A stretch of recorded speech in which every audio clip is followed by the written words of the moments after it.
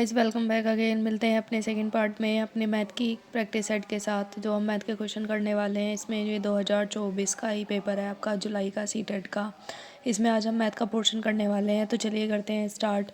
Math का हमारा first question दिया था कि 12,1300 दो 10 बराबर है। तो इसको क्या करा हमने, 12,000 लिखा, 1300 लिखा, 2 10 लिखा, तो 12,000 1300 2 10, तो सारों को ऐड कर दिया। तो विकल्प हमारा डी इसमें बिल्कुल सही है। नेक्स्ट क्वेश्चन है 1 करोड़ है। 1 करोड़ क्या होता है, तो 1 करोड़ 10 मिलियन के बराबर होता है। 10 मिलियन इसका आंसर हो जाएगा हमारे पास। ये इंटरनेशनल सिस्टम में लिखा जाता है। भारत और पड़ोसी देशों में इस्तेमाल की जाने वाली माप होती है, जो मिलियन ट्रिलियन बिलियन होती है, ये वाली। 33 क्वेश्चन है, निम्नलिखित में से कौन सा संसाधन दशमलव की अवधारणा को समझाने के लिए सबसे उचित है। तो इसमें कौन सा वाला उचित है हमारा, संख्या चार्ट, डाइनिस ब्लॉक्स, टेलर का गिनतारा, ग्राफ पेपर। तो इसमें हमारा होगा डाइनिस ब्लॉक्स और ग्राफ पेपर। तो इसमें हमारा ऑप्शन नंबर सी बिल्कुल सही आ जाएगा। बढ़ते हैं नेक्स्ट क्वेश्चन की तरफ। क्वेश्चन नंबर आपका 34 है, निम्नलिखित में से किस अक्षर को की कोई सममित रेखा नहीं होती। सममित रेखा समझते हैं ना, जो किसी वर्ड्स को दो पार्ट्स में डिवाइड करती है। जैसे कि इसमें है एल। एल हमारा ये हो गया। अगर हम इसको यहाँ से डिवाइड करेंगे तो ऊपर सेम इमेज नहीं आएगी, सेम इमेज आनी चाहिए। जैसे एम को हम यहाँ से डिवाइड कर देंगे बीच में से, तो ऐसे ही पोर्शन इधर होगा, ऐसा ही पोर्शन इधर होगा, तो उसे समिति बोलते हैं। नेक्स्ट क्वेश्चन है आपका, किसी सप्ताह में एक दंत चिकित्सालय में मरीजों की संख्या इस प्रकार दी गई है। तो दिन दिए हुए हैं, मरीजों की संख्या दी हुई है। सोमवार, मंगलवार, बुधवार, बृहस्पतिवार, शुक्रवार, शनिवार। सोमवार में 25 थे, मंगल में 38, बुध में 45, बृहस्पतिवार में 18, शुक्रवार में 36, शनिवार में 39। इस तालिका के आधार पर गलत कथन को चुनिए। बताना है कि कौन सा वाला गलत है। पहला दिया हुआ है मरीजों की कुल संख्या 200 थी, तो मरीजों की कुल संख्या 200 थी, ये बताना है। इसको ऐड करो, तो इसको जब आप ऐड करोगे तो हमारा ये वाला पोर्शन क्या है हमारे पास, सही होगा। टोटल ऐड करेंगे हमारे पास 200 ही आएगा। देखो 8 और 5 13, 13 और 5 18, 18 और 8 26, 26 और 6 32, 32 और 9 32 और 9 कितना हो जाएगा हमारे पास, ये हो जाएगा 41। ठीक है। अच्छा, अब आगे चलो। 3 और 2 5, 4 9 और 1 10 और 3 13, 13 और 3 16, 16 और वो कितने हो गए हमारे पास टोटल, ये हो गया आपका 20। तो ये हो गया हमारे पास 201। तो मरीजों की कुल संख्या 200 थी, ये बताना है हमारे पास। तो ये वाला मरीजों की कुल संख्या हमारे पास 200 थी, तो ये वाला हमारे पास सही हो जाएगा। आगे दिया हुआ है तो मरीजों की संख्या 201 आ रही है, तो ये वाला ऑप्शन हो जाएगा। नेक्स्ट क्वेश्चन है आपका, x/y बराबर q दिया हुआ है, तो निम्नलिखित में से कौन सा कथन सत्य है। तो कौन सा कथन सत्य है ये बताना है। x+y/y बराबर p+q/q, मतलब ये वाली वैल्यू दी हुई है, हमें इसे सॉल्व करके बताना है। तो इसमें क्या करा इसने, इसमें हमारा वाला ऑप्शन पहला वाला सही है। इसमें पहला, दूसरा और तीसरा, ये तीन ऑप्शन, पहला, दूसरा और तीसरा, अगर इनकी वैल्यूज़ निकालेंगे हम तो वो सेम आएंगी। इसने यहाँ पे सॉल्व करके दे रखा है कि कैसे कैसे करना है। इसने मान लिया है कि x बराबर 3 ले लो और p बराबर 6 ले लो, y बराबर 4 ले लो और q बराबर 8 ले लो। अपने पास से हम कोई भी डिजिट मान सकते हैं और कोई भी डिजिट मान के इनमें रख सकते हैं। जो भी हमारा ऑप्शन सही आएगा वही हमारा आंसर होगा। बढ़ते हैं नेक्स्ट क्वेश्चन की तरफ। अगला वाला क्वेश्चन दिया हुआ है हमारा, निम्नलिखित में से किन भारतीय गणितज्ञों को संख्यात्मक विश्लेषण के संस्थापक के रूप में जाना जाता है। तो गणितज्ञ के रूप में किसे जाना जाता है, भास्कराचार्य को जाना जाता है। श्रीनिवास रामानुज का संख्याओं के विश्लेषण सिद्धांत, दीर्घवृत्तीय कार्य, सतत भिन्न और अनंत श्रृंखला जैसे गणितीय सिद्धांतों में योगदान इमेटिक्स की दुनिया में उल्लेखनीय माना जाता है। मतलब जो रामानुजन थे उन्होंने विश्लेषणात्मक सिद्धांत, दीर्घवृत्तीय कार्य, सतत भिन्न और अनंत श्रृंखला जैसे सिद्धांत दिए थे। और जो हमारा क्वेश्चन है उसमें हमारा आंसर आएगा भास्कराचार्य। ठीक है। अगला क्वेश्चन है हमारे पास, संख्याओं के बारे में निम्नलिखित में से कौन से कथन सत्य हैं। संख्याओं के बारे में बताना है। तो हमारे पास क्या है, सभी धनात्मक पूर्णांक पूर्ण संख्याएं हैं। तो इसका आंसर क्या हो जाएगा हमारे पास, सभी धनात्मक पूर्णांक पूर्ण संख्याएं होती हैं, सभी पूर्ण संख्याएं पूर्णांक होती हैं, सभी परिमेय संख्याएं वास्तविक संख्याएं होती हैं, सभी परिमेय संख्याएं वास्तविक संख्याएं होती हैं। तो इसमें सारे विकल्प हमारे पास क्या है, सही हो जाएंगे। क्योंकि सभी धनात्मक पूर्णांक पूर्ण संख्याएं होंगी, ये भी सही है। सभी पूर्णांक संख्याएं पूर्णांक होंगी, ये भी सही है। सभी परिमेय संख्याएं वास्तविक संख्याएं होती हैं, ये भी सही है। सभी परिमेय संख्याएं वास्तविक होती हैं, ये भी सही है। तो इसमें देख लीजिएगा आप, इसमें सारे ऑप्शन सही है, इसमें ऑप्शन गलत दिए हुए हैं, तो इसमें सभी ऑप्शन सही आएंगे। बढ़ते हैं नेक्स्ट क्वेश्चन की तरफ। नेक्स्ट क्वेश्चन दिया हुआ है हमारा, मुख्य उपागम जिसकी सलाह राष्ट्रीय पाठ्य चर्चा रूपरेखा 2005 में गणित के शिक्षण अधिगमन को लेकर की गई है, तो वो क्या है हमारा, रचनात्मकतावाद। 2005 में जो की गई है एनसीएफ 2005 में, वो रचनात्मकवाद के ऊपर की गई है हमारे पास, जो रूपरेखा तैयार की गई है। नेक्स्ट क्वेश्चन है, एक कक्षा में विद्यार्थी प्रतिशतता छूट पर आधारित प्रश्नों को हल कर रहे हैं। एक प्रश्न में विद्यार्थियों को प्रत्येक मोटरसाइकिल के 8% छूट के साथ 2 मोटरसाइकिलों के मूल्य का परिकलन करने की आवश्यकता है। एक समूह दोनों में मोटरसाइकिलों के कुल मूल्य का परिकलन करता है और फिर कुल मूल्य में से 16% काट लेता है। इस समूह द्वारा प्रयोग की गई विधि कौन सी है? तो कौन सी वाली विधि है?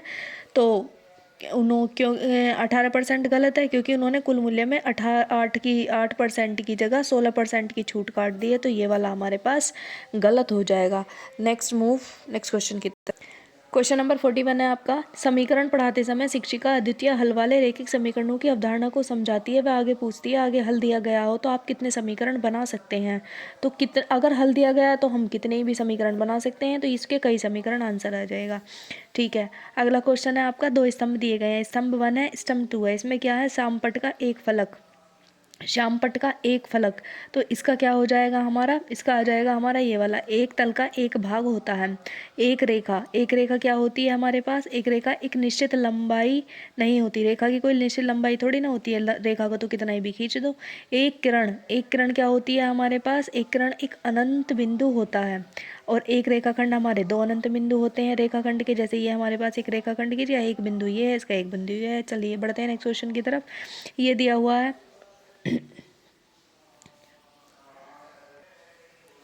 ये क्वेश्चन दिया हुआ है, यहाँ पे स्टार लगाया हुआ है और मल्टीप्लाई करनी है हमें 1 2 3 से, और इक्वल में हमारा ये आना चाहिए। तो यानी कि इस स्टार के प्लेस पे हमें एक ऐसी वैल्यू रखनी है जिसके वैल्यू रख के ये वैल्यू हमारे पास आ जाए। तो इसमें क्या करेंगे, हम वैल्यू रखने स्टार्ट करेंगे, जैसे 1 2 3 4 5 6। तो इसमें हम जो रखेंगे वैल्यू, देखो हमें सारी वैल्यू नहीं रखनी, जो हमारे पास ऑप्शन में गिवन है सिर्फ हम वो वैल्यू रखेंगे। तो इसमें जैसे हमने 5 रखा तो हमारा यही ऑप्शन हमारे पास सही हो गया, और इसकी वैल्यू रख के ये आ गया।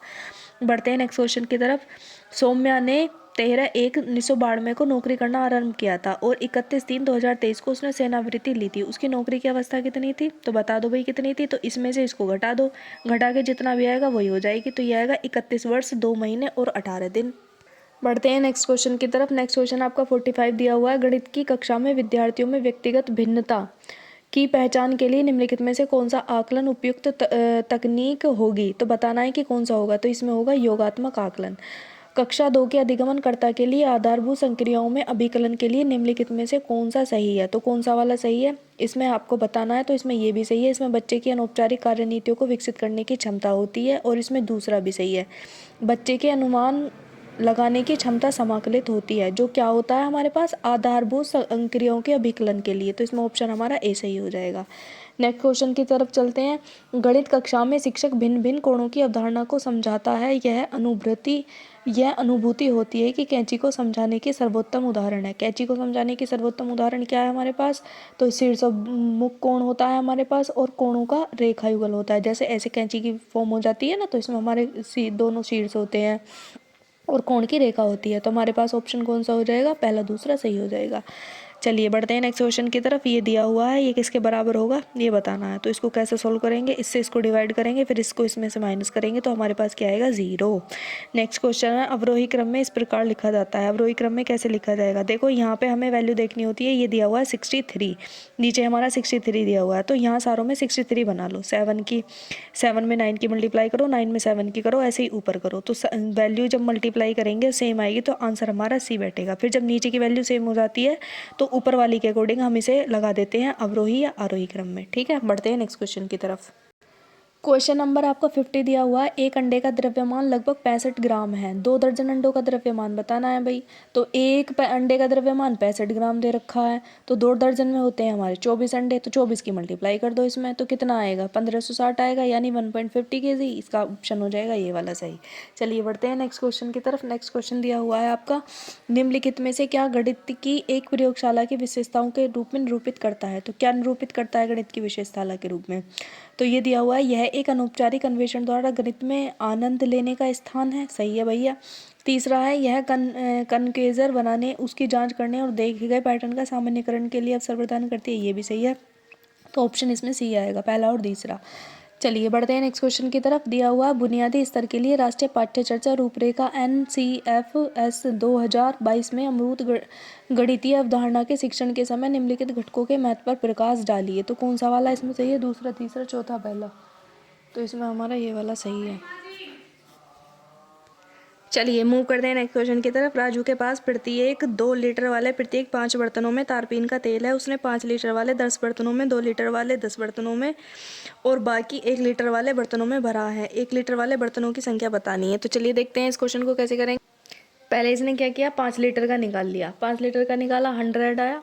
तो और फिर उसने 2 लीटर वाला निकाला, 20 आया। 100 में से क्या करा इसने, 70 को घटा दिया, मतलब टोटल 50 ये और 20 ये 70 हो गया, तो यानी 30 लीटर हुआ। पहले टोटल की वैल्यू निकाली, वो 100 लीटर आ गई। फिर 50 और 20 लीटर को उसमें से घटा कर 30 लीटर आएगा 1 लीटर वाले में। नेक्स्ट क्वेश्चन क्या है आपका, निम्नलिखित में से बच्चों के लिए कौन सी अधिगमन अनुभव समाज तथा दैनिक जीवन में गणित के योगदान को प्रतिबिंबित करता है? तो क्या है इसका आंसर आएगा हमारे पास, रोजगार के भिन्न भिन्न क्षेत्रों में लोगों से मिलना तथा अन्वेषण करना कि वे अपने काम में गणित का प्रयोग किस प्रकार करते हैं। तो ये वाला आएगा। नेक्स्ट क्वेश्चन है आपके पास, 22 HM 8 DM बराबर है किसके? तो इसको क्या करना है, या तो DM में कन्वर्ट कर लो या HM में कन्वर्ट कर लो। इसने क्या किया है, एक HM 100 M के बराबर होता है, एक DM 10 के बराबर होता है, तो इसको M में मल्टीप्लाई करके ये आ गया हमारा 2280 मीटर के बराबर। दोनों को मीटर में कन्वर्ट कर लिया। आगे क्वेश्चन है आपका, गणित की एक शिक्षक कक्षा में विवृत एवं संवृत वक्र की अवधारणा पर चर्चा करती है। विद्यार्थी की बेहतर समझ के लिए 4 बिंदुओं के साथ उदाहरण देती है। अगर वक्र विवृत तथा 4 बिंदुओं की स्थिति है तो इसमें कौन सा आएगा हमारे पास, सभी संरेखी हैं, ये वाला आएगा। अगला है आपका, एक त्रिभुज के 2 कोण 50 और 30 डिग्री हैं, तब त्रिभुज का तीसरा कोण कितना होगा? तो बताइए कितना होगा। अब त्रिभुज के तीनों कोणों का मान कितना होता है, 180 डिग्री, 50 और 30 80, तो हमारा 100 बचा, 100 आएगा इसका।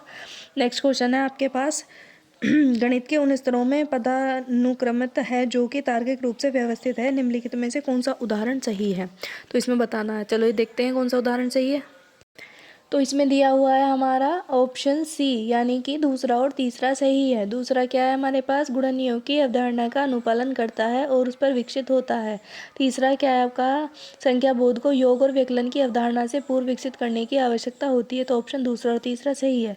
59 क्वेश्चन है आपका, क्या दिया हुआ है, अंक 5 1 0 3 9 और 6 से बनी बड़ी और सबसे छोटी संख्याओं का अंतर बताना है। तो देखो सबसे बड़ी संख्या कौन सी बनेगी, 9 से स्टार्ट करते हैं ये वाली, और सबसे छोटी कौन सी बनेगी, 1 से स्टार्ट करेंगे ये वाली। दोनों का अंतर निकाल दो, यानी कि दोनों को घटा दो आपस में। तो क्या आएगा हमारे पास, 8 6 1 7 4 1, ये आएगा। नेक्स्ट चलते हैं आपका, इसमें से लुप्त संख्या बतानी है कि क्या आएगी। तो इसमें से लुप्त संख्या देख लेना, ये है 43 47, सारी अविभाज्य संख्याएं ले रखी हैं। तो इसमें जो आएगा हमारा आंसर 61 आएगा। ये हमारा मैथ की सीरीज़ कंप्लीट हो चुकी है। बाकी जो हमारी EVS की है वो लाती हूँ मैं नेक्स्ट वीडियो में। तब तक के लिए आप इसे देखिए। Thank you so much.